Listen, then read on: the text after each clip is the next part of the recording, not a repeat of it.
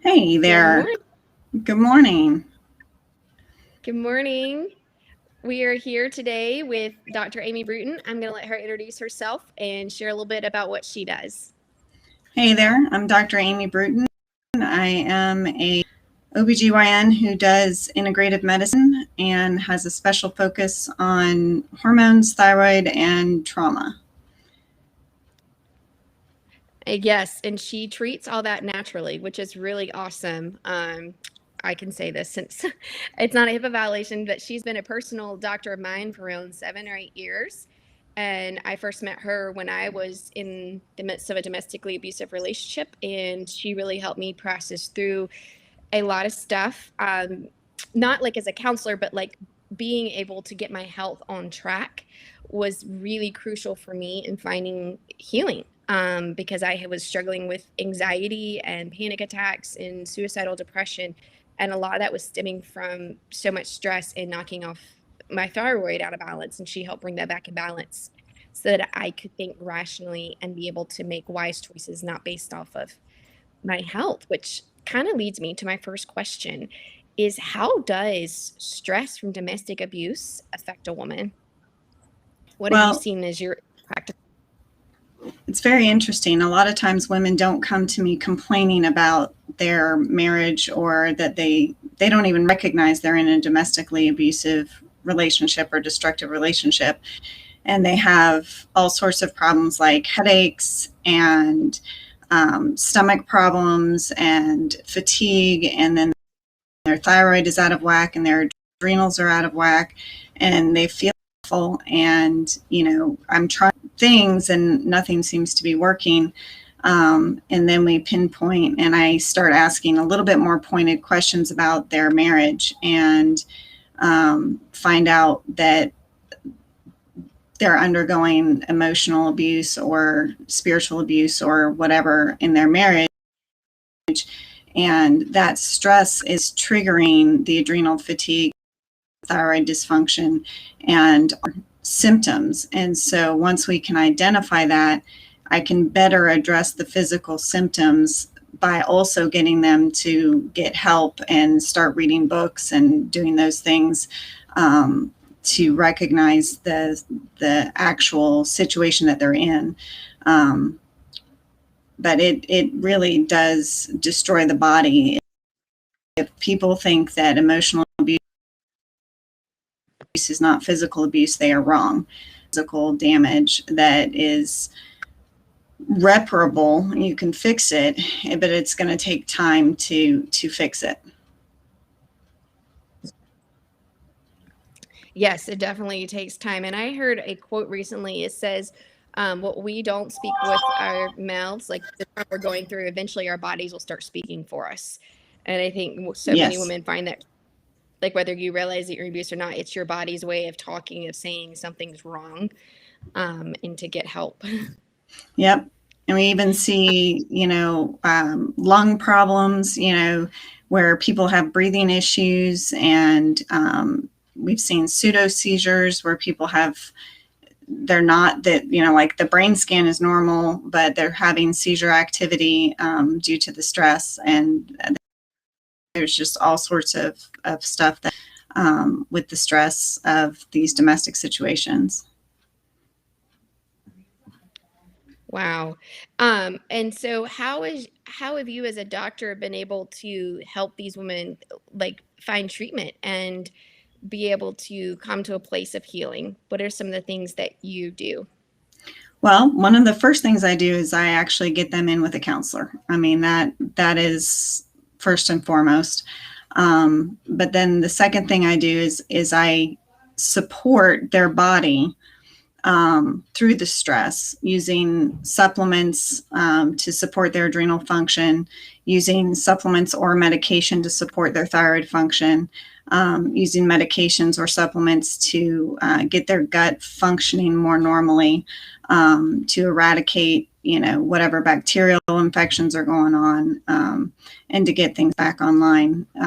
Lots of lab work checking for hormonal balance, and sometimes needing to get their progesterone and estrogen back on track. The ovaries kind of shut down when you're in this kind of situation, and you can have a lot of premenstrual issues and fertility issues.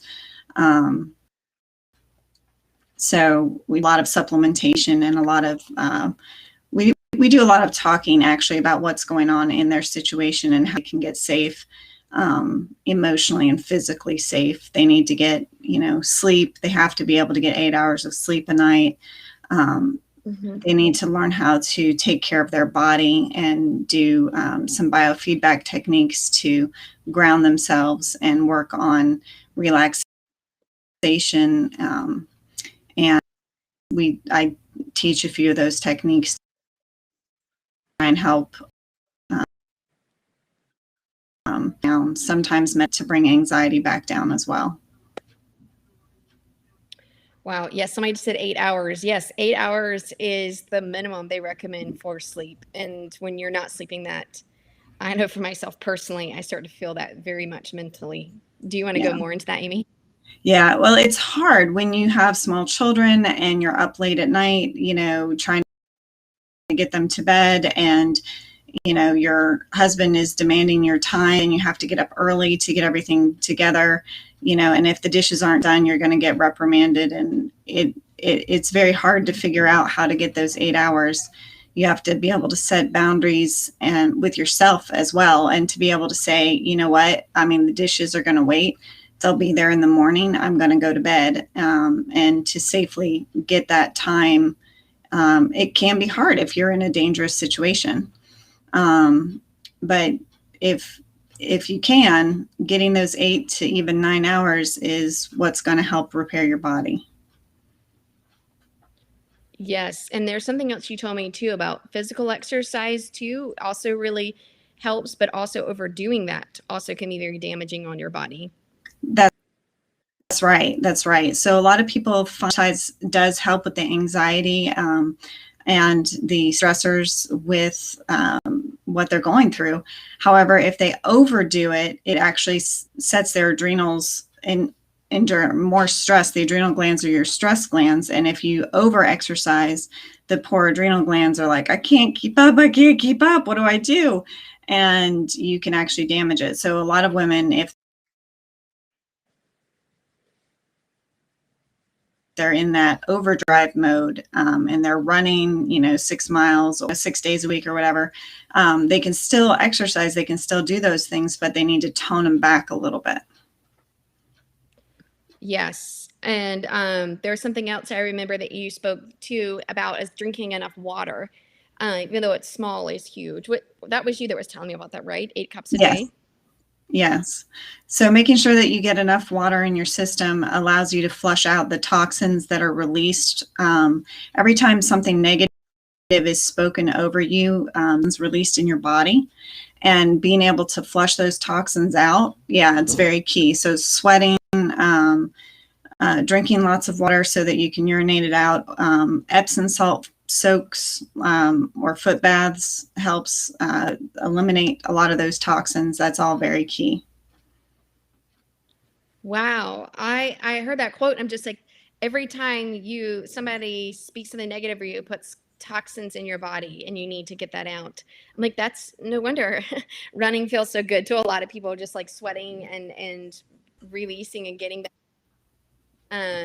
It is physical abuse. That proves it right there. They did a really interesting study on, sorry to interrupt you. They did a really interesting study on plants. So they took 2 identical plants, same potting soil, same water, same lighting, same everything, put them in 2 separate rooms. And they had the same person go in, and one person, the one guy would go in and he would talk to one plant and say to it, oh, you're such a beautiful plant. Look at your leaves. You're growing so strong. And then in the other one, he would say, you're not growing. You're not going to amount to anything. What kind of awful plant are you? And actually, believe it or not, the plant that was spoken to badly like that actually died, whereas the other plant flourished. Wow. So, the power in words into what it does into our very cellular matrix is amazing. And being able to either you know, or leave well.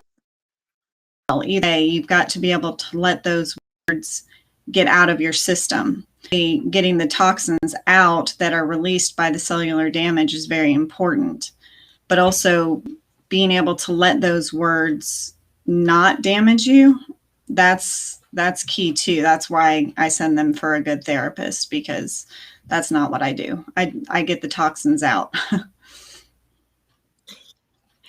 Wow, and they can get, and the therapists get them out mentally. And that just sort of mind, like something sticking in my mind that is such good hope too, is that you're saying like the positive words made the plant flourish. And maybe somebody's like, I don't have that in my life. You don't need to have a man necessarily. I am saying do not stay in a toxic environment. You don't need to have a man necessarily speak those positive words to heal. God's word is enough and sufficient too, as well. Like we can use those to speak truth of us. And like I know Joy has talked a lot about that in her healing, and it's been part of my healing was declaring God's truth over us. You are loved. God says that He is. God has a plan for your life. You are good. You will work all things together for good. And speaking that truth to you also can bring healing and release the negative toxins and energy out of your body as well. Yes, and He calls us holy and righteous. And, you know, coming out of these things, a lot of women feel dirty or unlovable, and to realize that you are loved and worthy of being loved, so key. God's word is, you know, one of the most important things that I recommend sometimes is getting into the Psalms or getting into the Proverbs and really digging into what God has to say and the laments, and being able to speak to God and, you know, on that spiritual healing is very important for the physical. Like they're all intertwined. So we are designed in God's image, and God is 3 in 1, and so are we. We are body, mind, and soul. And if you don't heal the body, the mind and the spirit cannot completely heal either. So all 3 have to be integrated into one to heal properly. Wow. I think that, yes, and that's so key. Like, and I think that so many times, like dealing with, we were having a conversation in our last interview about a lot of women struggling with suicidal thoughts or just the desire to end. And when you feel emotionally overloaded, it's normal to feel that. And I think sometimes that also can be a physical response of being emotionally overloaded that really needs to be looked at by a doctor, and not necessarily always like prescribing depression drugs, although that can be necessary. But sometimes it could just be a thyroid that's off, and it's causing everything that's small to appear so big because your body just can't function, and there's so much cortisol and you're overwhelmed. I'm sure you can explain and describe that much more. I'll let you go into that than what I'm able to describe it right now. Well, when you're under stress, the thyroid makes mostly a hormone called T4 or levothyroxine, and the body needs something called T3 or liothyronine. And so T4 is converted into T3. But when you're under stress, mental, emotional, physical stress, your body has a hard time converting that T4 into the right kind of active T3, and it makes this bad guy called reverse T3. And these women, their reverse T3s will be high enough that their ratios, which should be greater than 20, where mostly good T3 are 12, 11, you know, they're really blocking. So this reverse T3 blocks the effects of the good T3, and their body then acts hypothyroid. So you don't necessarily, your TSH might be normal, your free T4 might be normal, your free T3 might actually be normal when it's checked by your primary doctor. If they're not checking a reverse T3 and looking at that ratio, you don't always know, is your thyroid functionally normal? And so functionally, you can be hypothyroid, which can cause all sorts of anxiety, depression, weight gain, weight loss. It all depends on how your body responds to it. Palpitations, chest pain, bowel function issues, hair loss. Yeah. And you have to support the adrenals if you treat the thyroid, because the adrenals, if I give you thyroid medication, and your adrenals are already functioning at the highest level possible, then, and I give you thyroid medicine that tells your body to work harder, your poor adrenals are like, I can't do it anymore. Not going to do it. And so you have to support the adrenals if you're going to treat the thyroid.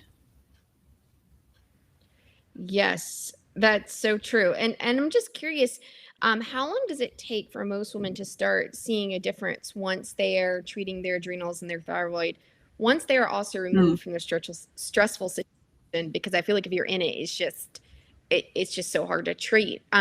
So if they're removed from it and they begin working on this, how long does it typically take? It honestly depends on how bad their trauma brain is, how bad the PTSD is. Getting their energy back and getting their functional mind back, where they can think and concentrate and get through a little better. That usually takes a couple months. It does take 2 or 3 months to really start to get it back. And it's going to take a couple years to really get fully back, because I mean, you were in this situation for years and it was destroying your body for years. So it does take time to heal. I wish it So I think it's fixed important to be overnight. patient with the body. Yeah. I know that would be so nice. And sometimes I think for me, I tend to be like, oh, I'm healed, and just to jump back into quick exercising really fast, or thinking I can go back and skip some hours of sleep. And it just like, it hits you so hard and so fast. And it's like, no, you lived a long time in this.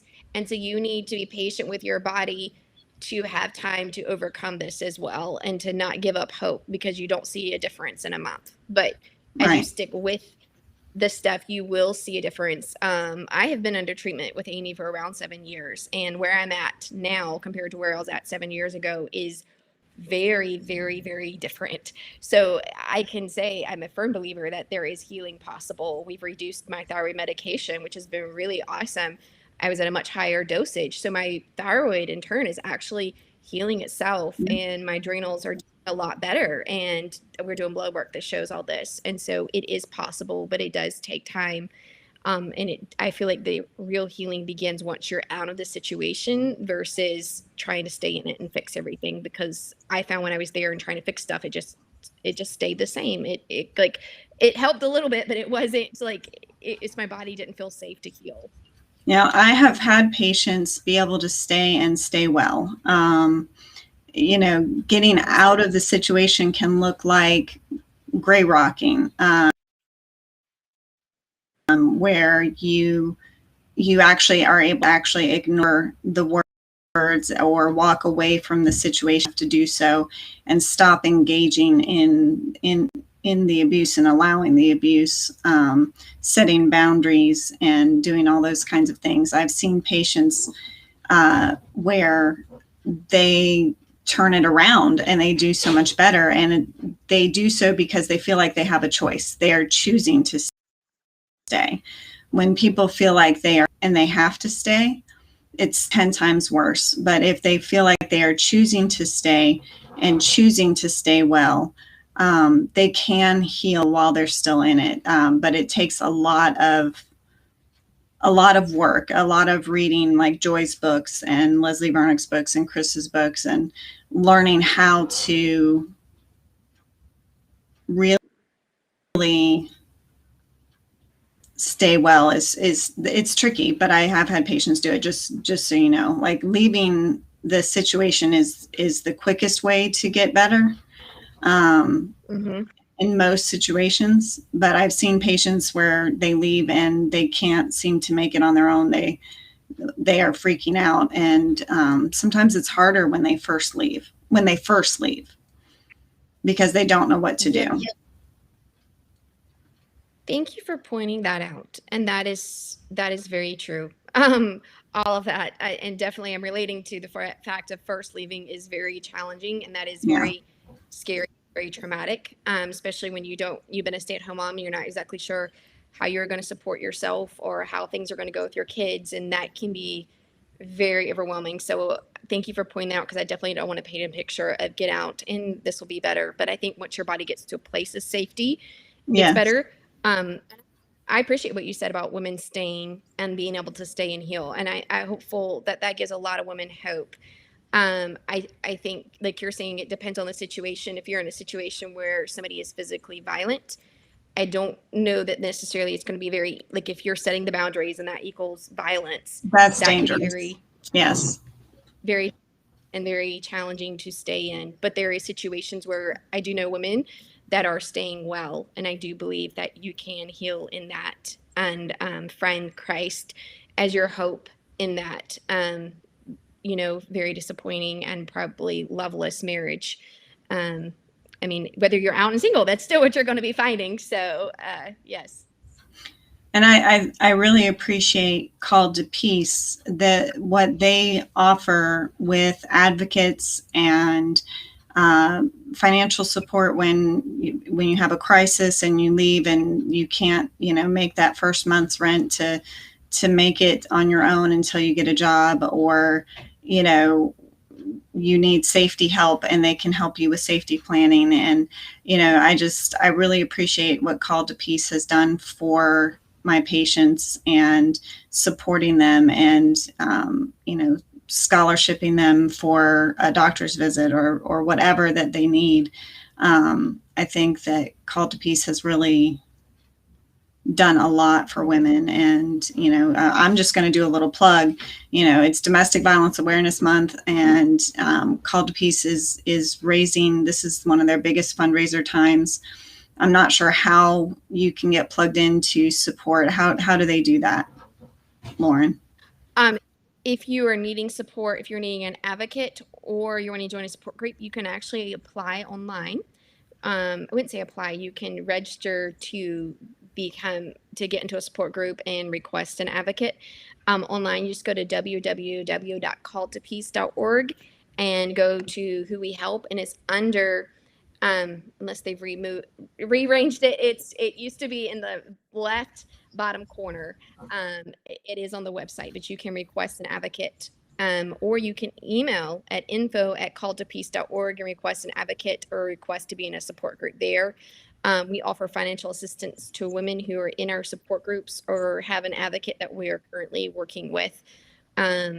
Most definitely are there to support them every step of the way, and helping them. Their advocates can help them connect to other resources in their area, and being able to apply for other ways to get help, and to get relief within your own state, depending on what programs they have as well. Okay. What about if they want to support Called to Peace during this month? Yes, that would be great. It is our biggest fundraiser of the month. All the money raised this month is going towards domestic violence victims and helping them. So we have a goal of 100,000 right now. Last I checked last night, we're a little over $10,000, but we have a matching grant. So that was just announced last night. So every dollar you give, I'm sorry? I said, oh, that's fantastic. I was just excited about that. Yes. So every dollar you give, let me get the exact amount here. I believe it's up to $20,000. I apologize, y'all. I was sick over the weekend, so I was on the loop, and I just want to make sure I have everything correct.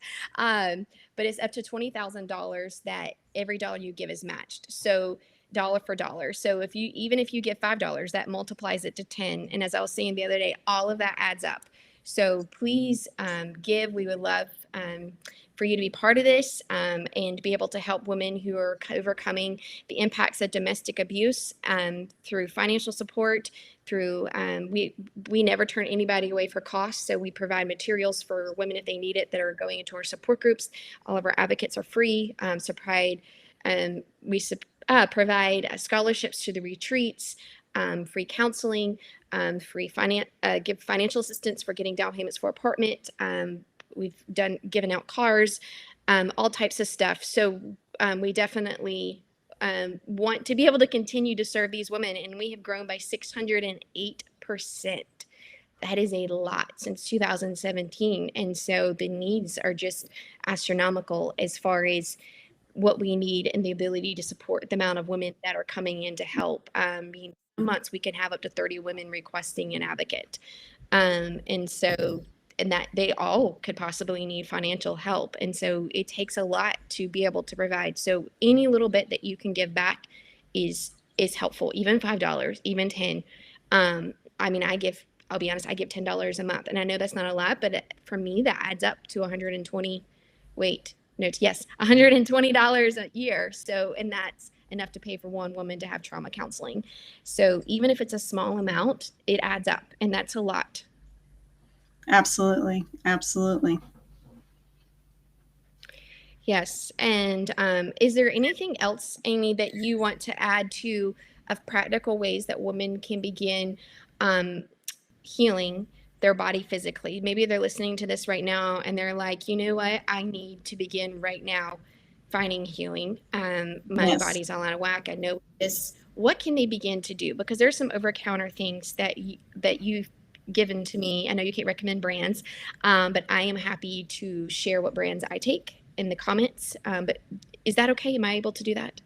As long as it's not affiliated with me. I mean, that can't, promote, but our adrenal support supplements, there are a lot of different brands of adrenal support supplements. There are ones that you take during the day, okay, that help support your adrenals to giddy up and go and do what they need to do if you're having fatigue issues. And they are, they might contain bovine adrenal gland in them, which is cow adrenal gland that's been dried and put in there. Those ones are usually pretty good, but sometimes it can be overpowering. So if it makes you feel anxious or what have you, then back it down to an adrenal support that does not have that in it. Ruth was mentioning over here that she's having to walk 10 miles a day just to be able to sleep. When the adrenals are on overdrive, sometimes you need a supplement called Relora.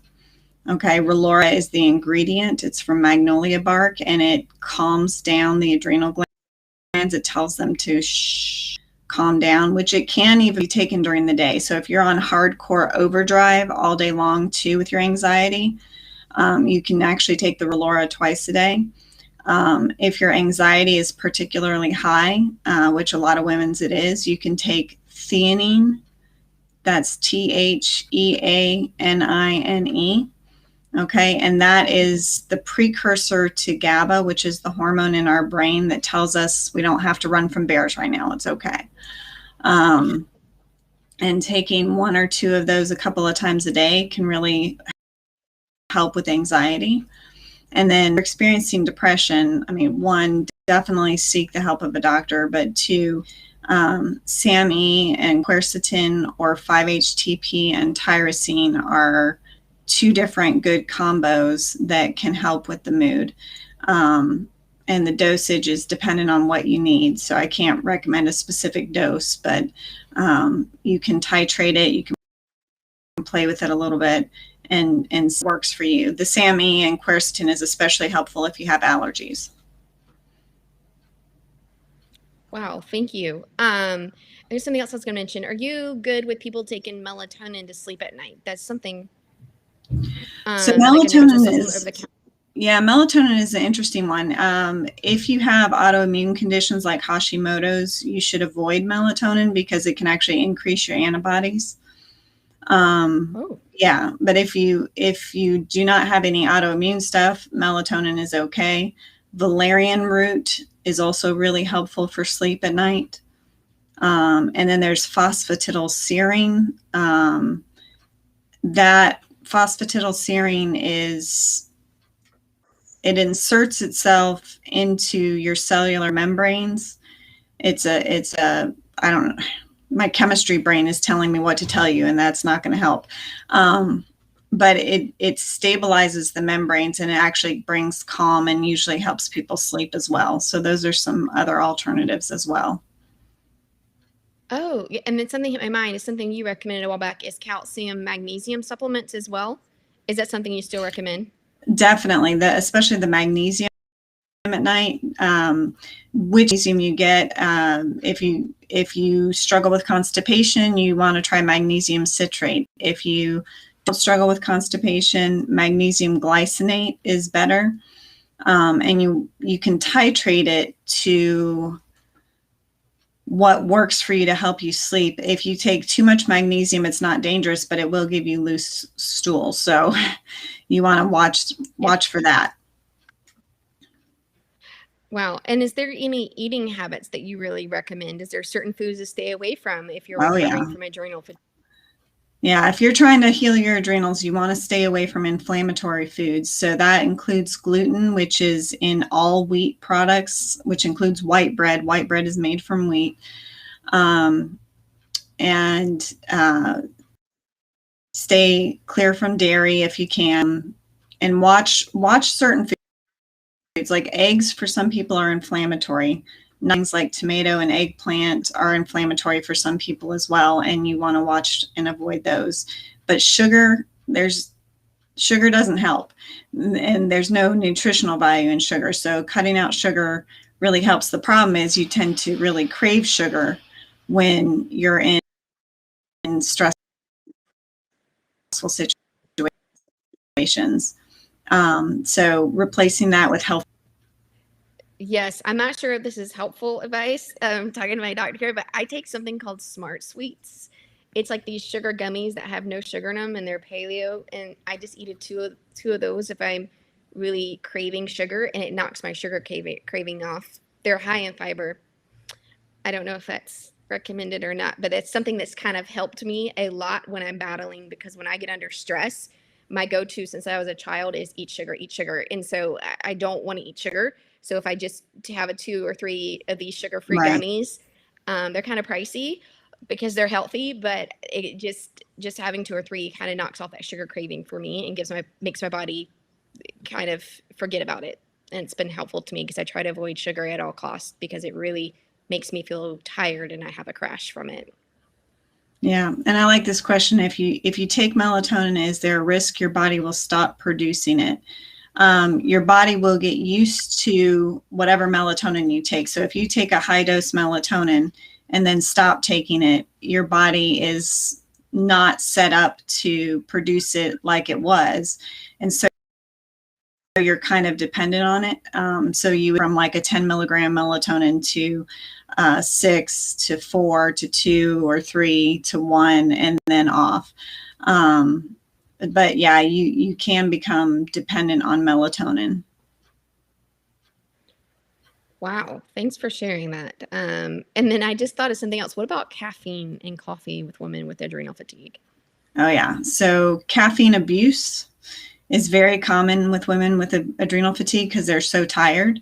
And that's where the adrenal supplements come in. So if you get on the right adrenal supplement during the day, it will take away the need for as much caffeine, because caffeine is a stimulant and it's yelling at your body, telling it, work, and your adrenals are already at max capacity. And so it actually makes adrenal fatigue much worse to do a lot of caffeine.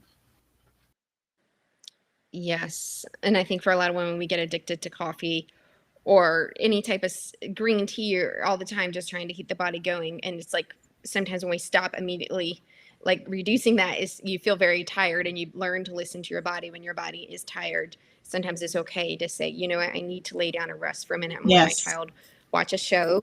I'm going to take a 30-minute nap because I'll be able to accomplish a lot more if I just rest here than just boost my body up on caffeine, because in the end, it will catch up with you eventually. You may get by with it for a while, but eventually you will get sick or something will happen and you're just gonna be like, nope, I need to listen to my body before my body screams at me, slow down.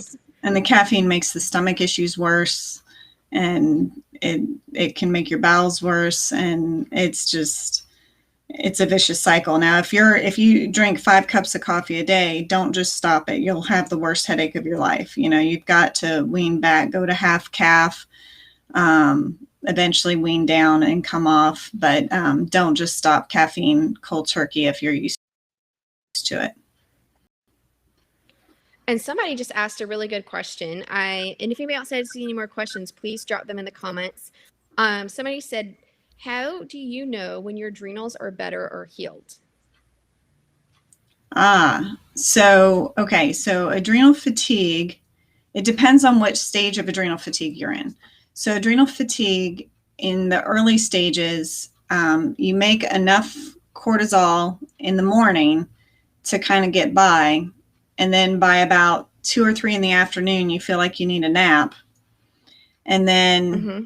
at some point, either, late at night, or my favorite is 3 in the morning, you're wide awake because they've now rebounded. You got a chance to rest and your body's been screaming at your adrenals to work all day and they rebound, and then now you can't sleep. Okay, so that's stage 1 adrenal fatigue. Stage 2, you barely make enough to get by during the day. You could take a nap at any point during the day and you don't get the rebound. Stage 3, you're pretty much on the couch. Like you're just non-functional. Most women are going to be in stage 1 or stage 2.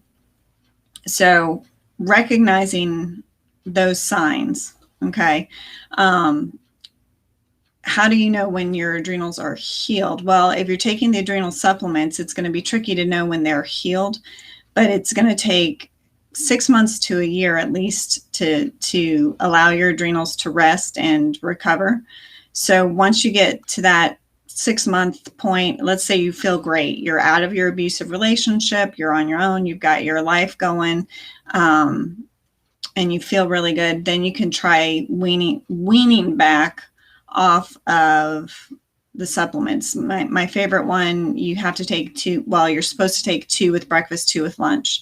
And I tell my patients, start with cutting back on the lunchtime dose and then cutting back on the breakfast dose and then eventually coming off.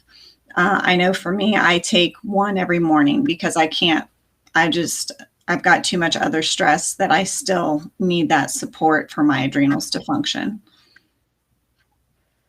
Yes, and I thought of something. I don't know if this is true for every woman. I tend to get adrenal fatigue and go back to it very quickly, even when I've healed. And I don't know if it's out of old habits, but I wonder too if you've had it before, if your body can easily go back there very quickly. Is that true? Absolutely. Absolutely. And it depends on how far out you are from it, like how fully recovered they are. So it's kind of like if you break a bone, Mm-hmm. um, the fracture can heal, but on the early side of the healing, it can re-break really easily. It doesn't have the re-strengthening stage that it's gone through. So once you're healed, it doesn't mean that you're completely on the other side yet. You still have to continue supporting, eating the right things, sleeping the 8 hours, meditating and praying every day, to get your mind in the right place. You still need to continue all of those things afterwards. Yes, most definitely. And somebody says here, I hit stage 3 about 6 years ago. Intense abuse and neglect, still lacking vocabulary to describe profound difference, abuse and neglect.